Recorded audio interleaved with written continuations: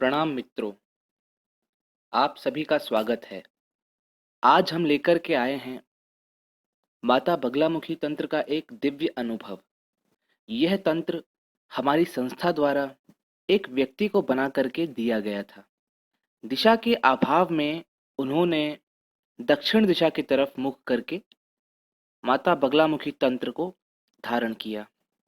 विशेष रूप से उनके लिए तैयार किया गया माता बगलामुखी तंत्र जब उन्होंने धारण किया तो क्या-क्या अनुभव उन्हें हुए, आइए हम उन्हीं के भेजे एक लिखित संदेश के द्वारा पढ़कर जानते हैं।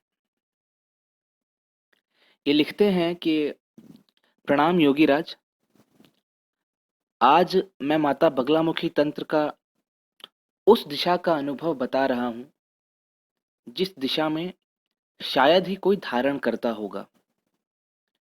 मैं भी धारण नहीं करना चाह रहा था, परंतु गलती से दिशा के अभाव में धारण हो गया। मैं सिर्फ अपना अनुभव बता रहा हूँ। मेरी ऐसी कोई मंशा नहीं रहती किसी के प्रति, अतः आप इसे एक अनुभव के तौर पर ही लें। यह बात शायद फरवरी माह की है। मैं शाम को अपनी दुकान पर मामा जी को घर जाने के लिए छोड़ने गया। वैसे तो शाम के समय मेरा भाई जाता था, पर उस दिन मैं गया था। उन्हें छोड़ने के बाद मैं दुकान पर बैठा था, तभी एक आदमी जो शराब पीकर आया था, उससे मेरी छोटी सी बात पर कहा-सुनी हो गई थी। बात बढ़ गई थी, हाथापाई नहीं हुई थी। उसने मुझे धमकी देते हुए कहा था कि तू मुझे जानता नहीं है।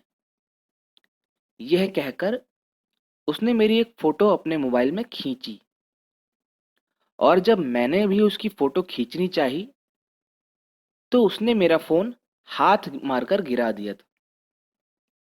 वह आदमी उन लोगों का रिश्तेदार था जो कभी गुंडागर्दी में रह चुके थे। उसके फोन गिराने के बाद मुझे बहुत गुस्सा आया।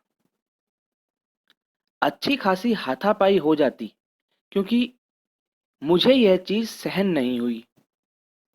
लेकिन तब तक बीच बचाव करने वाले बीच में आ गए और लोगों ने उसे थोड़े कड़े स्वभाव से भगा दिया। इस तरह के लोग अक्सर आते रहते हैं, परंतु इस तरह की घटना मेरे साथ पहली बार हुई थी। उस दिन यह घटना रात 9 बजे करीब हुई थी, और उस दिन से ठीक 2 दिन बाद मुझे पूरी रात दुकान पर बैठना था। पूरी रात और पूरे दिन मुझे इसी बात पर सोचते हुए गया, और खुन्नस भी आ रही थी कि इस तरह की बात आज तक नहीं हुई।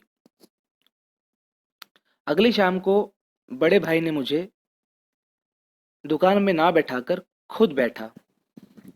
अब मुझे उसकी चिंता होने लगी और अजीब से ख्याल आ रहे थे, पर उस दिन कुछ ऐसा नहीं हुआ।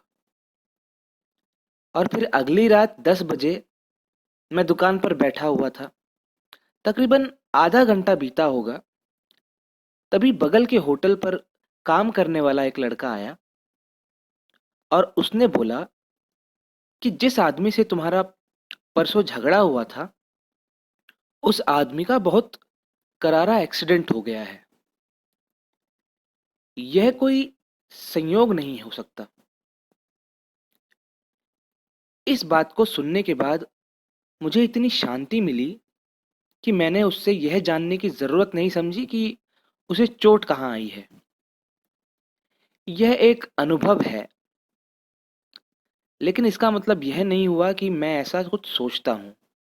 यह एक कारण भी था कि मैं यह अनुभव बताना चाह रहा था,